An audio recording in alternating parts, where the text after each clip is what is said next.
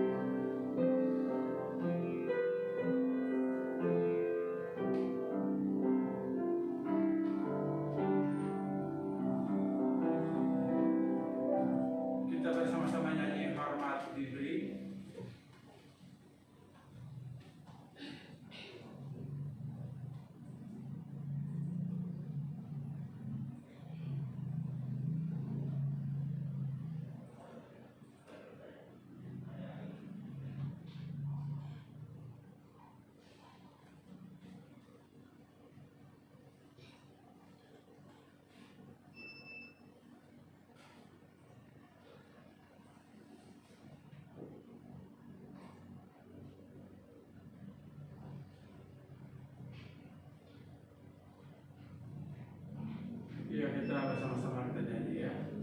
Hormat diberi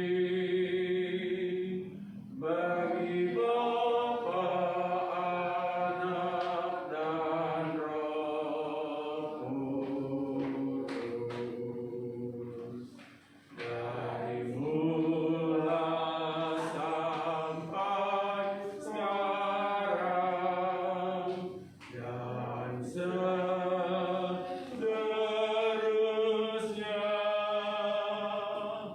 termulia. Amin. Amin.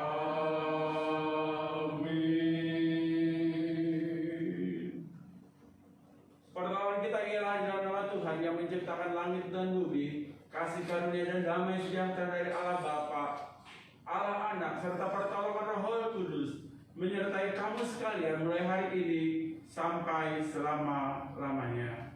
Amin. Selanjutnya kita akan masuk ke dalam pengakuan dosa.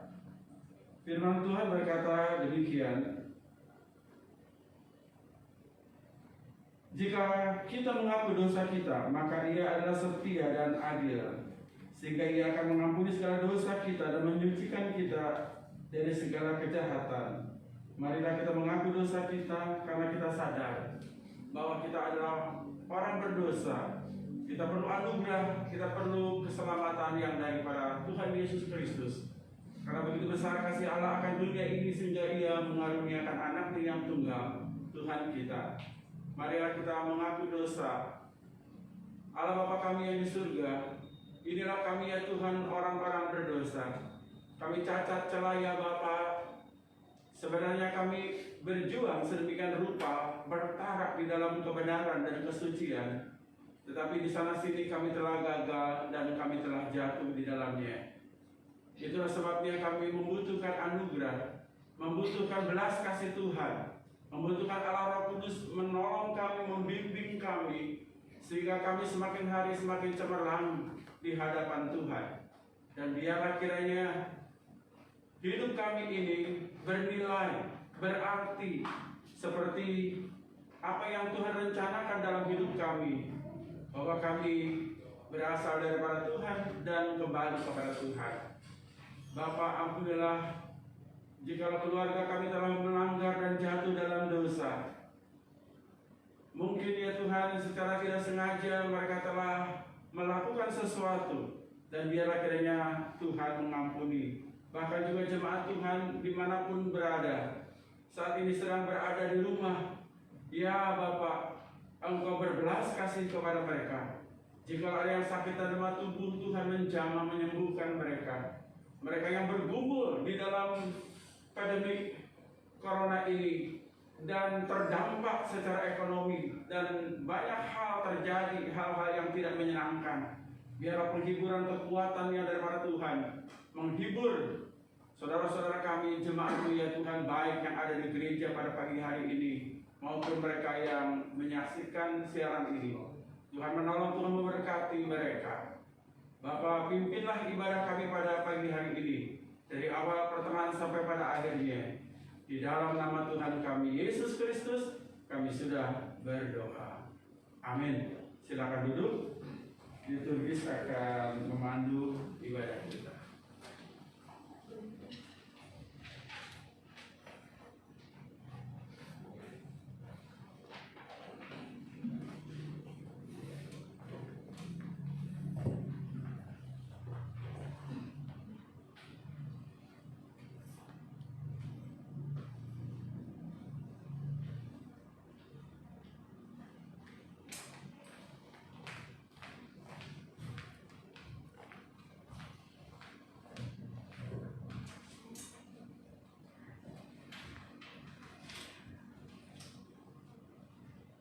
Shalom, selamat pagi Bapak Ibu saudara-saudara jemaat sekalian yang terkasih dalam Tuhan Yesus Kristus. Salam juga kepada jemaat yang ada di rumah. Pada pagi hari ini kita boleh bersyukur dan berterima kasih. Tuhan sudah memberkati kita dalam kehidupan kita, khususnya selama 1 minggu ini. Apa yang kita minta, apa yang kita pikirkan, semuanya Tuhan sudah terlebih dahulu memikirkan dan merancang dalam setiap kehidupan kita. Biarlah melalui lagu ini kita akan mengangkat satu pujian, hatimu Bapa ada di hidupku, dan biarlah lagu ini boleh mengiring kita memasuki ibadah dalam kehidupan kita bersama-sama dengan Tuhan.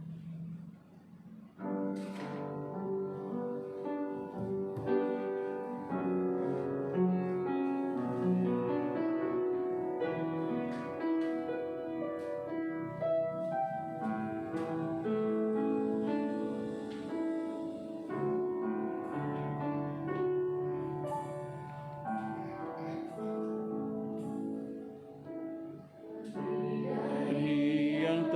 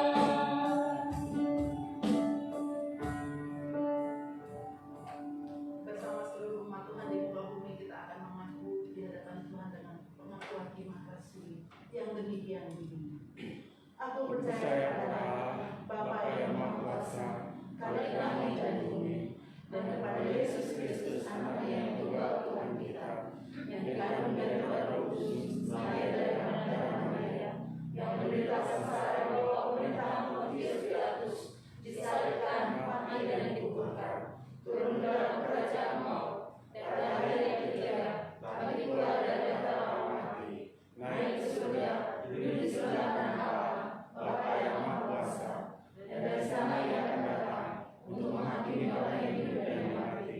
Aku percaya kepada Roh Kudus, gereja yang kudus dan am, persekutuan Roh Kudus, pengampunan dosa, kebangkitan tubuh, dan hidup yang kekal. Amin. Silakan duduk teman sekalian. Tuhan itu baik, selalu baik. Setiap hari Dia selalu memberikan rahmat-Nya kepada kita. Dan biarlah apa yang sudah kita katakan kepada Tuhan, Tuhan baik, untuk sungguh baik. Kita boleh mengaplikasikannya dalam kehidupan kita. Kita angkat pujian. Tuhan Yesus baik. Hari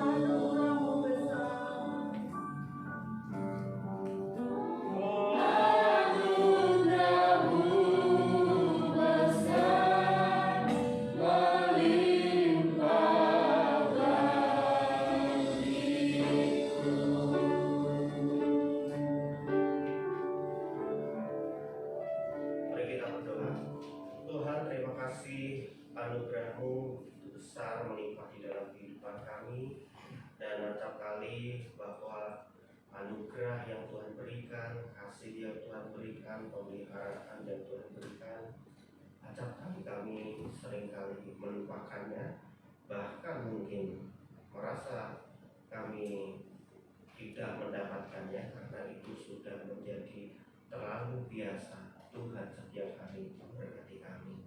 Oleh sebab itu saat ini kami serahkan kehidupan kami ke dalam kehidupan Tuhan, termasuk ibadah pada hari ini.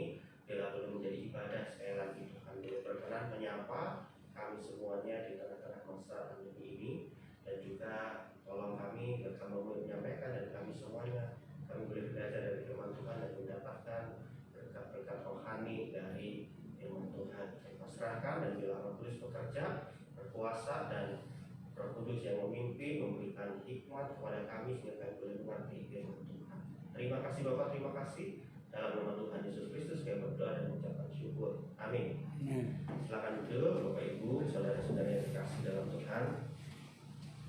Ya, terima kasih untuk kesempatan yang diberikan kepada saya hari ini bisa melayaninya di tempat ini. Biasanya online terus ya, dan ini kesempatan saya pertama kali ya saya menikmati ibadah offline, karena biasanya kalau di Sentrapak walaupun setiap hari saya ada, setiap minggu saya ada, tapi itu online ya, jadi benar-benar online ya, tidak ada jemaat seperti ini yang ada hanya pelatihannya kalau di Sentrapak. Tapi hari ini kita mengucap syukur. Bapak Ibu, saudara-saudara yang terkasih dalam Tuhan, saya hari ini akan menyampaikan firman Tuhan dari Yohanes 5 ayat 1 ya sampai 18 ya. Nggak apa-apa saya bacakan semua ya. Yohanes pasal 5 ayat 1 sampai 18 ini cerita tentang penyembuhan pada hari Sabat di kolam Bethesda ya. Saya akan membacakannya bagi kita semuanya. Sesudah itu ada hari raya orang Yahudi dan Yesus berangkat ke Yerusalem. Di Yerusalem dekat pintu gerbang domba ada sebuah kolam yang dalam bahasa Ibrani disebut Bethesda. Ada 5 seraminya, dan di serami-serami itu berbaring sejumlah besar orang sakit, orang-orang buta, orang yang timpang, dan orang-orang lumpuh yang menantikan goncangan air kolam itu. Sebab sewaktu-waktu turun malaikat Tuhan ke kolam itu dan menggoncangkan air itu. Barang siapa yang terdahulu masuk ke dalamnya sesudah goncangan air itu menjadi sembuh, apapun juga penyakitnya. Di situ ada seorang yang sudah 38 tahun lamanya sakit.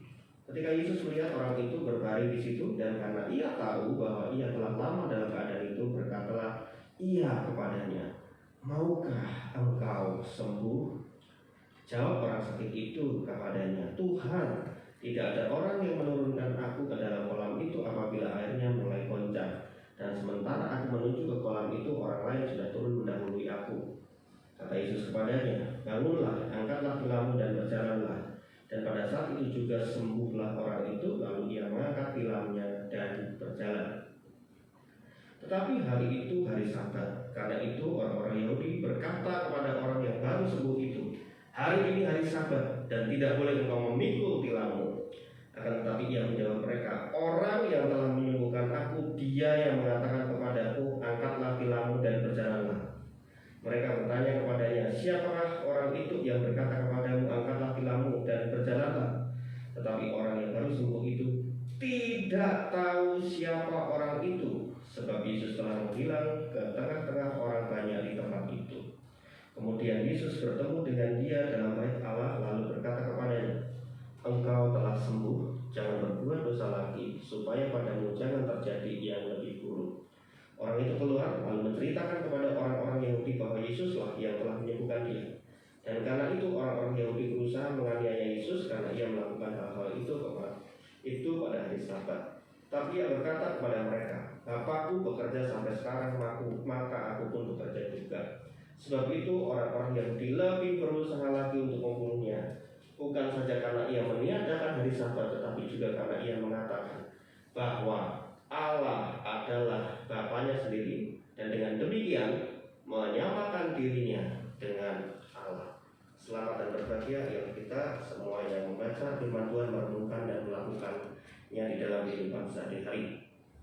Bapak Ibu, saudara-saudari yang terkasih dalam Tuhan, saya banyak mengenal orang-orang yang hidupnya itu selalu mengeluh gitu ya.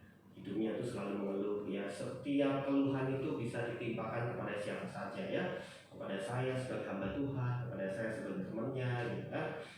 Bisa juga keluhan itu ditimpakan di Facebook begitu kan. Keluhan ditimpakan di Instagram. Nah, yang paling keren sekarang itu mengeluh tapi menimpakannya lewat TikTok ya. Jadi kesannya lucu, tapi sebenarnya dia keluhan, mengeluh gitu ya, mengeluh. Nah, dan Bapak Ibu, saudara-saudara yang terkasih dalam Tuhan, dari semua yang dia ungkapkan, baik dari Facebook, Instagram, TikTok, bahkan di dalam pembicaraan itu, seringkali juga hal-hal yang dikeluhkan itu adalah hal-hal yang tidak realistis gitu. Jadi pada saat kita misalnya memberikan, ketika dia mengeluh, kita coba berbicara, kita coba melihat solusi-solusi yang ada. Nah, ketika kita kasih solusi, dia tambah semangat membantai solusi kita kadang-kadang gitu ya. Dia lebih semangat membantai saran-saran kita gitu ya. Jadi ini sebenarnya orang ini punya power, punya kuasa, punya pemikiran gitu ya. Jadi buktinya kalau kita kasih solusi, kita kasih pandangan, dia bisa counter gitu kan. Ada Bapak Ibu ya, orang-orang yang begitu ya. Di sini sih nggak ada kan ya, nggak ada yang ngaku. Bapak Ibu yang kasih dalam Tuhan ada loh ya, tipikal yang seperti ini ya. Kita kasih solusi mengeluh, kita ini mengeluh. Nah, di dalam keluhan-keluhan itu dia pokoknya paling semangat. Nah, yang paling semangat ketika dia menceritakan semuanya salah, yang benar siapa? Saya. Semua salah gitu ya. Semua salah, dan dia itu punya apa ya, punya kekuatan, punya power gitu ya. Untuk apa? Pokoknya kalau menceritakan keluhannya itu bukan dalam posisi gua tergeletak gitu loh. Mengeluh itu bukan posisi tergeletak, tapi saya mengeluh itu dengan bangga gitu. Ada nggak Bapak Ibu ya seperti itu? Jadi bagaimanapun kita mau menolong dia, bagaimanapun kita mau kasih pandangan sama dia, bagaimanapun kita itu memberi semangat kepada dia, nggak ada artinya, nggak ada harganya. Tetapi dia akan bersemangat mengcounter apa yang kita mencoba kasih saran, walaupun saran itu yang terbaik. Kalau kita suruh coba, ayo ganti, dia tetap tidak mau. Bapak Ibu terkasih dalam Tuhan. Nah, Bapak Ibu terkasih dalam Tuhan, ini yang mesti kita pikirkan ya. Banyak orang tuh bertindak demikian, mengeluh, bercerita, mengungkapkan unek-unek, minta kita mendengarkan. Hanya untuk apa sih sebenarnya? Melegitimasi keluhan dia dan ketidakmampuan dia di dalam mengupayakan hal-hal yang baik. Nah, Bapak Ibu saudara-saudara yang terkasih dalam Tuhan, hari ini firman Tuhan yang kita baca, kita juga diperhadapkan kepada satu peristiwa. Itu apa? Yesus mengunjungi Yerusalem. Di situ di dekat pintu gerbang domba itu ada kolam Bethesda, dan banyak orang yang sakit di kolam itu. Kenapa ya banyak orang itu yang sakit ada di kolam Bethesda itu? Nah, di ayat yang keempat ini luar biasa ya. Di situ dikatakan, sebab sewaktu-waktu turun malaikat Tuhan ke kolam itu dan menggoncangkan air itu ya. Jadi ada malaikat Tuhan yang datang turun menggoncangkan air itu. Dan barang siapa yang terdahulu masuk ke dalamnya sesudah goncangan air itu menjadi sembuh, apapun juga penyakitnya. Nah, Bapak Ibu yang terkasih dalam Tuhan, mungkin bagi kita hari ini yang membaca bagian ini agak kok begini ya gitu ya. Apakah pada zaman itu tuh sudah ada gitu. Nah, Bapak Ibu saudara-saudari yang terkasih dalam Tuhan, kalau kita membaca Alkitab ya, ini sebenarnya kalau di dalam versi-versi awal ya, bagian di ayat yang keempat ini nggak ada Bapak Ibu ya. Bagian ayat 4 ini nggak ada. Jadi sebenarnya ayat ini itu seperti ditambahkan untuk menceritakan sebenarnya apa sih pandangan orang Yahudi pada zaman itu gitu ya. Jadi ini bukan legitimasi dari Tuhan Yesus bahwa pada saat itu memang ada malaikat menggoncang gitu ya. Tapi kita mengetahui bagaimana bahwa di dalam seluruh dunia begitu ya, baik termasuk di orang Yahudi sendiri pun, hal-hal yang bersifat takhayul itu Ibu ya. Nah, jadi bukan cuma kita doang kan yang suka tahayul ya. Jadi ternyata orang Yahudi pun zaman dulu juga suka tahayul. Ini bukan sesuatu yang apa ya, ternyata itu memang sesuatu yang sudah mendarah daging ya di dalam diri manusia ya. Tapi sebenarnya ya, apakah Tuhan menyetujui hal-hal yang demikian? Ya belum tentu, karena di catatan-catatan awal Alkitab kita nggak ada cerita ini ya. Ini seperti footnote yang ditambahkan untuk menceritakan kondisi pada zaman itu. Nah, Bapak Ibu yang terkasih dalam Tuhan, banyak orang seperti itu ya. Ada masalah, ada penderitaan, ada persoalan yang kadang-kadang sampai bisa hilang akal sehat ya. Kan seperti itu Bapak Ibu yang terkasih dalam Tuhan. Karena memang tidak ada bukti sejarah, tidak ada bukti catatan orang yang di kota Bethesda itu sembuh gitu ya. Nggak ada gitu ya. Tapi banyak orang datang ke situ, banyak orang berkumpul di situ gitu ya. Apalagi orang yang sakit hanya untuk mencari kesembuhan yang sebenarnya mereka itu tidak dapatkan. Oleh sebab itu Yesus hadir ke tempat itu.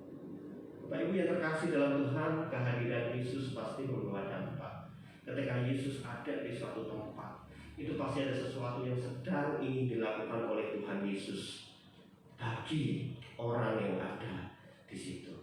Yesus tidak pernah datang ke satu tempat dengan satu tanpa tujuan begitu ya. Yesus selalu datang ke satu tempat itu karena ada rencananya, ada misinya, missio Dei gitu ya. Ada misi Tuhan, misi Allah untuk mengerjakan sesuatu. Di kolam itu, di situ disebutkan ada orang yang sudah 38 tahun lumpuh ya. Tidak disebutkan lumpuhnya karena apa, tapi 38 tahun lumpuh. Nah, Bapak Ibu, saudara-saudara yang terkasih dalam Tuhan, kalau kita membaca kitab Yohanes, inilah keunikan kitab Yohanes. Kitab Yohanes itu selalu menampilkan masalah manusia yang ekstrim gitu ya, Bapak Ibu Saudara ya. Jadi buta sejak lahir, lumpuh 38 tahun gitu. Jadi kalau kita melihat kitab Yohanes itu, dia ketika ada masalah itu betul-betul masalah yang berat, masalah yang luar biasa, sehingga sebenarnya manusia model apapun begitu ya, tidak akan pernah mampu bisa menyelesaikan masalah manusia itu. Nah, itu dari kacamata Injil Yohanes itu seperti itu.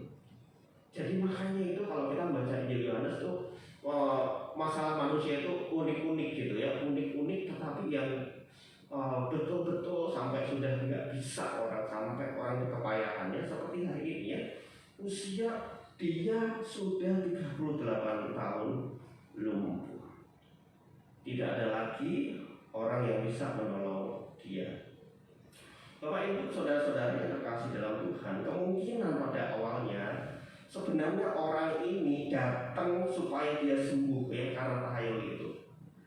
Tetapi lama-kelamaan dia di situ, dari yang pengennya sembuh gitu ya, tapi nggak sembuh-sembuh, tapi akhirnya punya mata pencaharian di situ. Bapak Ibu ya, awalnya tuh pengen sembuh tapi nggak sembuh-sembuh. Nah, karena dia datang ke situ, jadi punya mata pencaharian, dia menjadi pengemis di situ. Kemudian bertahun-tahun di situ, orang ini itu sudah dikenal sebagai si lumpuh abadi di tempat itu, begitu ya. Dia sudah punya nama di situ, dia menjadi senior di situ, gitu kan. Dia bisa disebut sebagai pengemis senior ya, ketua Kaipang begitu ya. Sama orang Mandarin mungkin muncul ketua Kaipang gitu ya. Di situ gitu kan, apa tuh sudah trademark dia gitu ya. Mungkin kalau orang datang itu harus kasih dia dulu gitu dan sebagainya ya. Jadi Bapak Ibu saudara-saudara terkasih dalam Tuhan, sebenarnya itu dia sudah punya identitas di tempat itu gitu ya. Dia itu sudah menjadi seseorang di tempat itu sebenarnya gitu kan. Dia sudah menjadi seseorang di tempat itu. Dan dia tahu bagaimana cara untuk hidup, bertahan untuk hidup, dan bagaimana mengupayakan kelemahan dia itu menjadi sumber mata pencaharian. Ini yang mesti kita pikirkan. Oleh sebab itu, maka akhirnya saya merasa tidak heran. Yang awalnya saya heran sebenarnya ya. Kenapa ya? Tuhan Yesus itu bertanya kepada orang ini, maukah engkau sembuh. Nah, ini kan menarik Bapak Ibu yang terkasih dalam Tuhan. Maka Yesus berkata, maukah engkau sembuh? Nah kira-kira Bapak Ibu yang terkasih dalam Tuhan, kalau saya misalnya lagi di jalan, kemudian ketemu tuh Pak Yopi gitu kan. Pak Yopi kan punya motor yang modelnya retro gitu kan ya, gitu ya. Kemudian saya bawa mobil ketemu gitu ya, mobil Pak Yopi itu motornya itu mogok gitu ya. Kemudian saya parkir mobil saya dan saya ngomong sama Pak Yopi, Su, ini mogok ya? Mau jalan nggak motornya? Gitu. Motornya pengen jalanin nggak gitu? Motornya pengen jalan nggak gitu? Wah kalau Pak Yopi pegang helm pasti mungkin saya langsung dilempar ya helmnya ke saya gitu. Kamu udah tahu motor mogok masih nanya pengen jalan nggak motornya gitu kan? Dan tadi kan ini sama gitu. Katanya orangnya kan sakit 38 tahun gitu kan, lumpuh. Tapi Yesus masih ngomong, maukah engkau sembuh? Nah ini kan menjadi pertanyaan yang agak-agak unik gitu ya.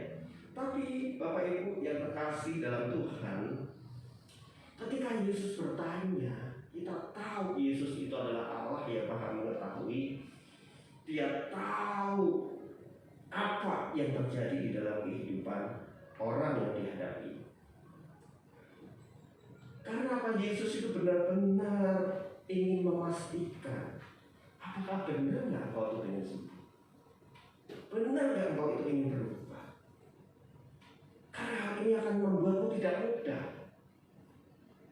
Bapak Ibu yang terkasih dalam Tuhan, sama kalau kita itu mencoba menyermati gitu ya, di dalam dunia ini, apalagi dunia netizen kita ya, ada hater-hater gitu ya, SJW itu social justice warrior ya, yaitu tadi yang saya sebutkan ya, pokoknya ada apa saja dia serang gitu. Ada pejabat misalnya presiden mengungkapkan apa, serang pokoknya semua ya, SJW gitu ya.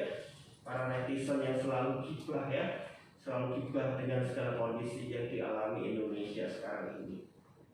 Sebenarnya Bapak Ibu yang terkasih dalam Tuhan, benar nggak orang-orang yang tipikal seperti ini sebenarnya mereka itu peduli gitu dengan kondisi Indonesia gitu ya, dengan kondisi dunia yang lagi terpuruk, atau sebenarnya justru karena keterpurukan itu menjadi bahan bakar gibah dia ya, untuk dia itu semakin eksis. Itu di dunia, di gereja ada nggak? Ada Bapak Ibu ya. Ada juga yang selalu tanya ya, ada yang selalu tanya ya, kapan gereja itu buka offline, kapan gitu, kapan gitu, tanya terus gitu dan sebagainya. Tapi kalau dibuka ya belum tentu berani datang. Karena memang kekuatannya hanya untuk tanya, kekuatannya hanya untuk gitu loh. Pokoknya apa saja ya dia bisa komentari gitu ya. Tapi sebenarnya kalau ditanya mau nggak ada perubahan ketika itu kita adakan sesuatu, berani nggak ya? Nggak juga gitu. Makanya itu pertanyaan dari Yesus itu menjadi penting bagi kita semua. Maukah engkau sembuh? Bapak Ibu terkasih dalam Tuhan, kalau kita ya melihat orang ini yang ditanya oleh Yesus, sebenarnya pertanyaan Yesus kan sederhana, maukah engkau sembuh? Kalau pertanyaannya maukah engkau sembuh, jawabannya gimana pastinya? Cuma dua kan, mau atau nggak mau. Tapi dia jawab apa? Dia jawab apa? Bapak Ibu terkasih dalam Tuhan, dia jawab begini, Tuhan, tidak ada orang yang menurunkan aku ke dalam kolam itu apabila airnya mulai goncang, dan sementara menuju ke kolam itu orang lain sudah mendahului aku. Dan Tuhan Yesus nggak tanya kok, gitu, kenapa sampai hari ini kamu nggak sembuh gitu.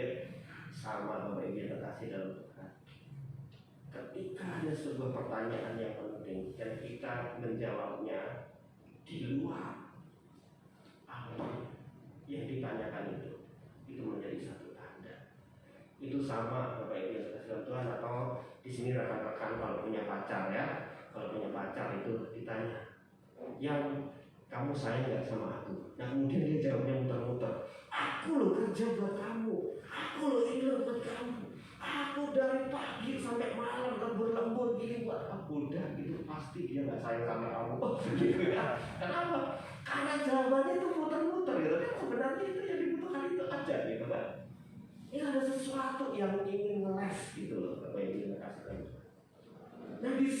juga demikian ketika Yesus itu bertanya, maukah engkau sembuh? Dia menjawab begitu, Tuhan, gak ada orang lain yang mau menurunkan aku.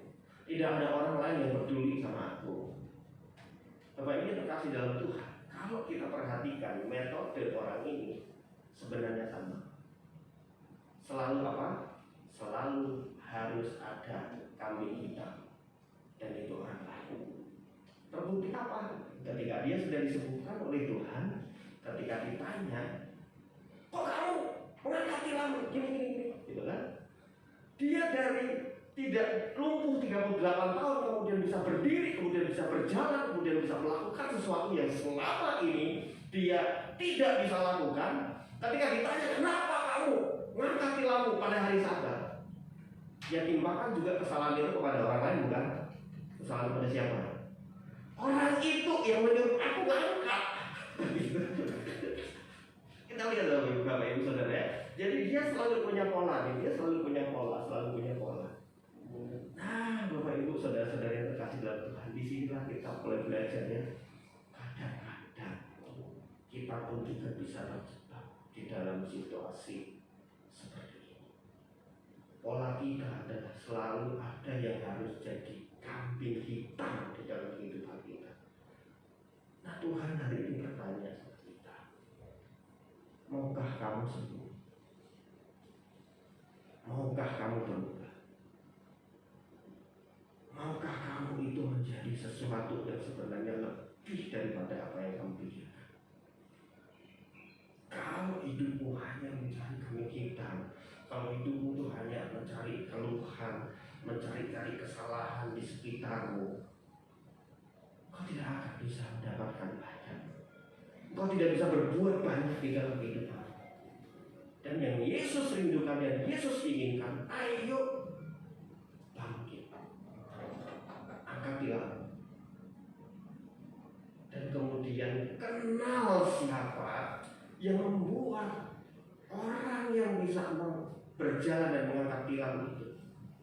Pertanyaan saya, Bapak Ibu Saudara-saudara yang terkasih dalam Tuhan, orang ini mendapat mujizat yang luar biasa.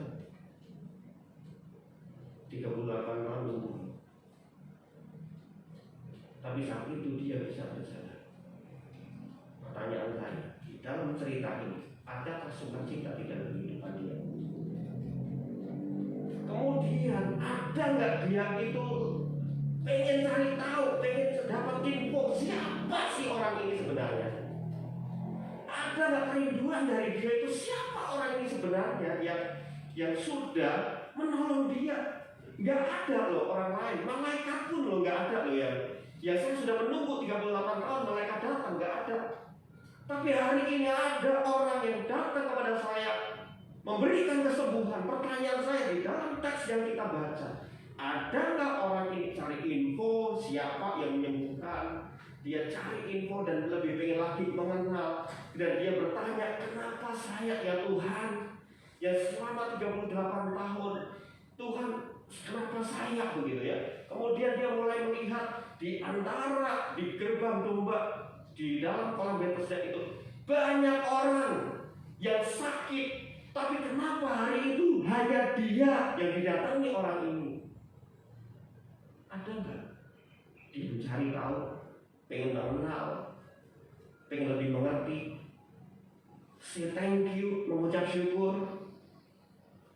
Kalau kita membaca teks ini, Bapak Ibu Saudara-saudari, tidak ada. Tidak ada.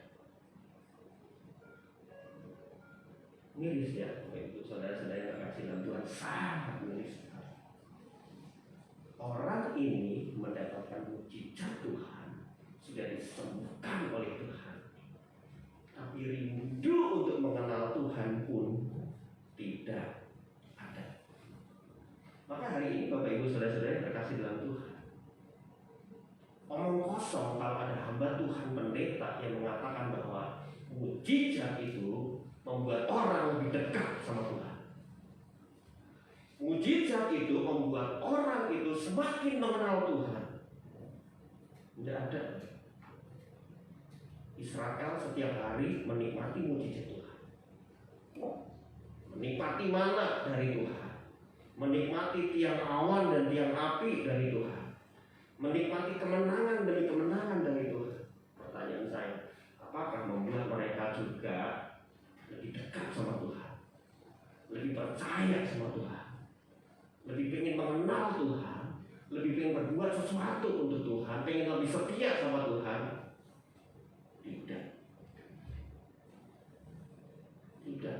Juga orang ini, kalau dia kasih dalam Tuhan, Tuhan sudah datang hadir menyembuhkan dia, terus tidak ada kerinduan. Bapak dia kasih dalam Tuhan, tapi inilah indahnya. Pertanyaannya, orang ini mau kenal Tuhan, mau taat sama Tuhan, mau setia sama Tuhan, Tuhan gak peduli loh. Dia Tuhan yang baik. Dia datang kepada orang ini, menyembuhkan, bikin mujizat. Kebaikan Tuhan tidak pernah diletakkan kepada kebaikan kita. Kebaikan Tuhan tidak pernah didasarkan kepada respon kita mau percaya atau tidak. Kenapa? Karena Dia adalah Tuhan yang baik. Yang kebaikannya tidak akan pernah dipengaruhi dengan kesetiaan kita. Kebaikannya tidak akan pernah dipengaruhi oleh respon kita mau bersyukur, berterima kasih atau tidak. Tidak. Karena Dia Tuhan yang berjalan dengan sifatnya yang benar, yang adil, pemelihara. Itu Dia. Oleh sebab itu, Bapak Ibu, saudara-saudari yang terkasih dalam Tuhan, kalau hari ini kita datang beribadah kepada Tuhan dan kemudian kita melihat kita itu sebenarnya punya Tuhan yang demikian, Tuhan yang penuh kasih, Tuhan yang memelihara. Seperti kitab Yohanes, ya kan? Tuhan datang kepada umat gembalaannya, tapi apa? Umatnya tidak mengenal Dia. Tapi apakah Tuhan menyerah? Tidak. Kemudian apakah Tuhan meninggalkan orang yang kemudian tidak mau percaya sama Dia? Enggak. Inilah kitab Yohanes. Kasih Tuhan itu tetap ada bersama dengan manusia. Kasih Tuhan itu tetap ada bersama dengan umatnya. Oleh sebab itu, Bapak Ibu, saudara-saudara yang terkasih dalam Tuhan, mestinya kita bertanya, what next? What next? Apa selanjutnya? Kalau Tuhan itu sudah memberkati kita, kalau Tuhan itu sudah mengasihi kita, apa yang harus kita kerjakan? What next? Dulu kita berdoa dari ibadah yang ada menjadi online gitu ya. Dari yang offline menjadi online, jadi kita doa gitu ya. Doa gitu ya, supaya mungkin kapan bisa offline lagi. Ya kalau apa saja ya. Gereja kita ditutup sampai hari ini belum offline ya, masih online terus gitu ya. Tapi rekan-rekan itu mungkin berdoa, ya Tuhan jawab bisa offline dan online kalian juga. Pertanyaannya what next? Kalau sudah offline ngapain gitu kan? Kalau Tuhan sudah jawab dengan berkat, kalian bisa offline, ngapain? What next? Apa yang masih bisa dikerjakan? Mungkin ya, kita harus juga berpikir. Misalnya, kita hari ini di dalam masa pandemi kan susah. Orang cari kerja, berdoa, ternyata dalam masa pandemi Tuhan izinkan untuk dapat kerjaan. Pernah nggak tanya sama Tuhan? Tuhan, what next? Apa sih yang harus saya kerjakan Tuhan? Kok di dalam masa pandemi ini kok kasih kerjaan yang sudah lama aku itu doakan. Ya, bagi anak-anak muda mungkin juga bergumul ya, wah dari dulu kan pacar, gitu ya, cari pacar ditolak dulu ya, cari 5 kali ditolaknya 7 kali gitu ya, nggak tahu. 1 kali dapat gitu. Setelah dapat tuh, pernah nggak berpikir sama Tuhan, botek gitu ya? Botek itu bukan mau dapat apa lagi Tuhan, tapi pikirannya adalah setelah aku dapat ini sebenarnya Tuhan engkau itu mau saya apa gitu kan? Nah ini kan mesti sama-sama kita pikirkan. Atau mungkin selama pandemi ini semua tuh turun drastis nih gitu ya, pendapatan turun drastis, tiba-tiba bisa dapat order, dapat proyek, dapat ini. Pernah nggak mau sama Tuhan di sekian banyak orang yang kena ubah, Why me? Kenapa aku Tuhan yang dapat kesempatan untuk aku terima seperti ini? Apa yang Engkau ingin? Apa yang Engkau mau?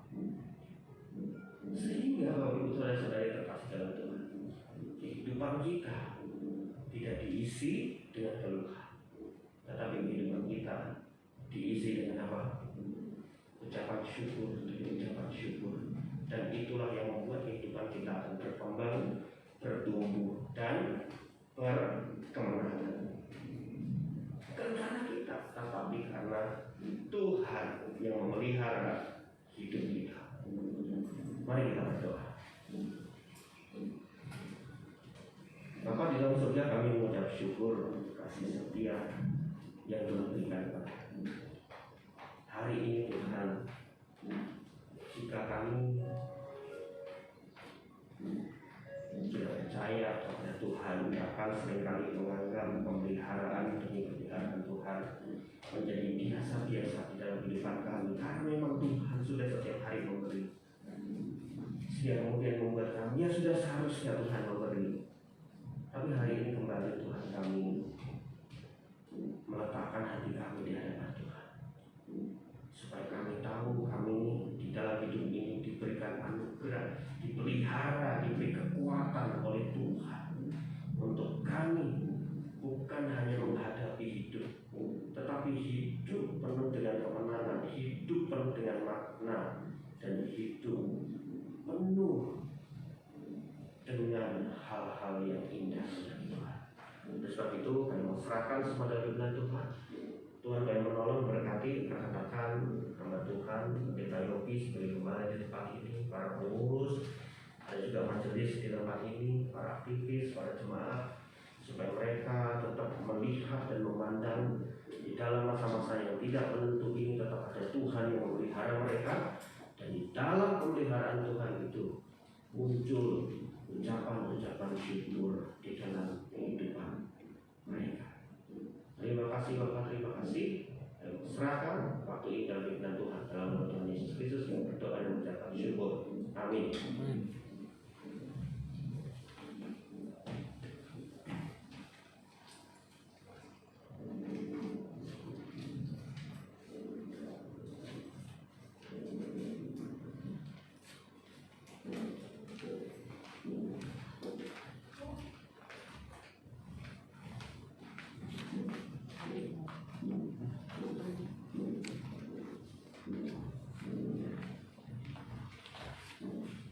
Ya baik Bapak Ibu Saudara sekalian, kita berterima kasih ya untuk Pendeta Roni yang telah menyampaikan firman Tuhan dalam ibadah kita pada pagi hari ini. Pendeta Roni adalah hamba Tuhan kita yang melayani di pusat Gereja Para Kudus BTS Terapak. Nah saudara-saudara yang di rumah nanti tolong lihat ya, bisa lihat di YouTube ataupun di Facebook ya. Oh ya, hari ini di Facebook ya, karena YouTube-nya suaranya nggak keluar, gambarnya semua bagus tapi suaranya tidak keluar. Jadi semuanya di Facebook ya. Nanti kita perbaiki lagi, ada kendala teknis ya di audio ya, di audionya. Saudara-saudara yang di rumah juga jika ingin didoakan, tolong nanti tulis ya pokok doanya apa. Nanti kami akan doakan setiap Rabu malam jam 7. Biasa kita di Zoom kita ada pembaktian doa ya. Nah saudara juga bisa melihat kalau saudara mau memberikan persembahan ya, untuk yang di rumah bisa lihat ya di WA grup kita. Pengurus nanti akan membuat menginfokan ya nama akun dari gereja kita. Itu saja kali yang bisa saya sampaikan. Tuhan Yesus memberkati Bapak Ibu sekalian.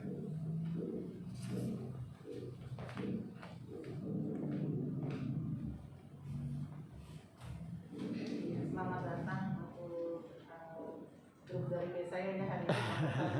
Ya, siapa namanya? Silakan berdiri. Ya, namanya. Ya, selamat datang, Tuhan memberkati. Kita semua memberikan tepuk tangan atas Bapak. Terima kasih. Biarlah kita boleh bergabung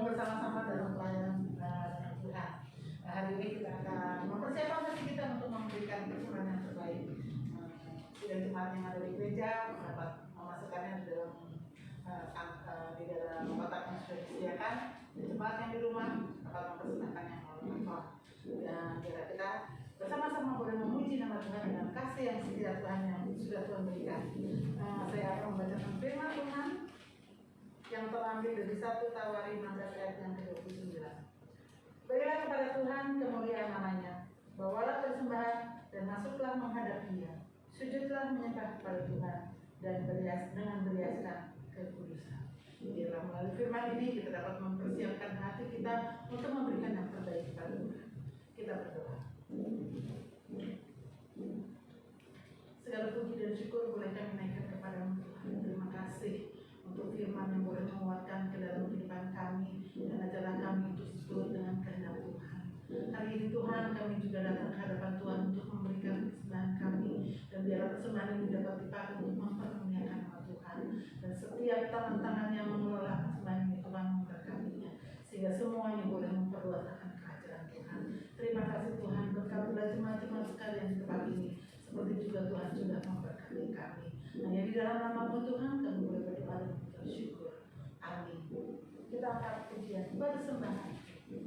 Dan silakan teman sekalian sudah bersiap ke depan. Kita akan berdiri dengan tegak.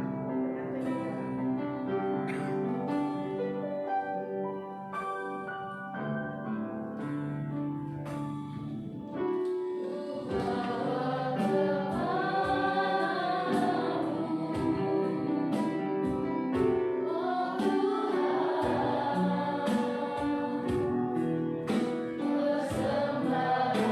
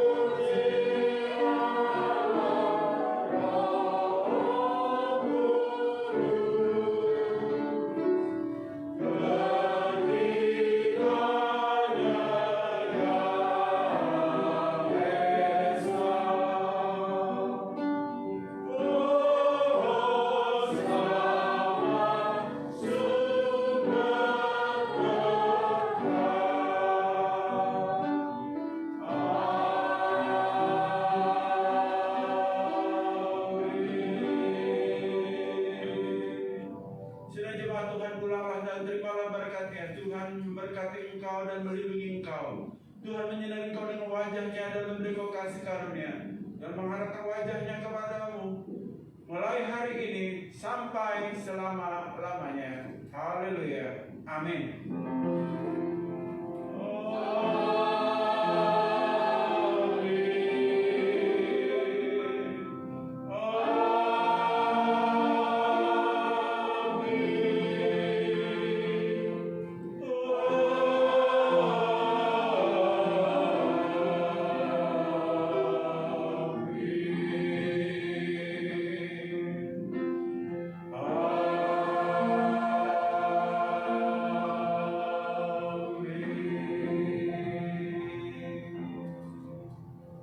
Silakan duduk, saat duduk, Tuhan Yesus berkati.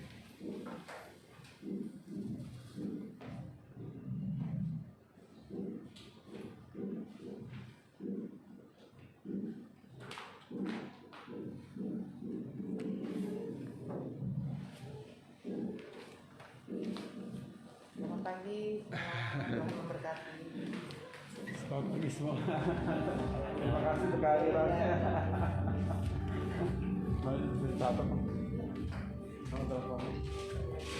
sama ibu ya, ibu Dini ya, catat. Ini YouTube langsung maksudnya? Sekarang ini Facebook. YouTube-nya audionya hancur. Oh. Nah, kalau YouTube kan nggak bisa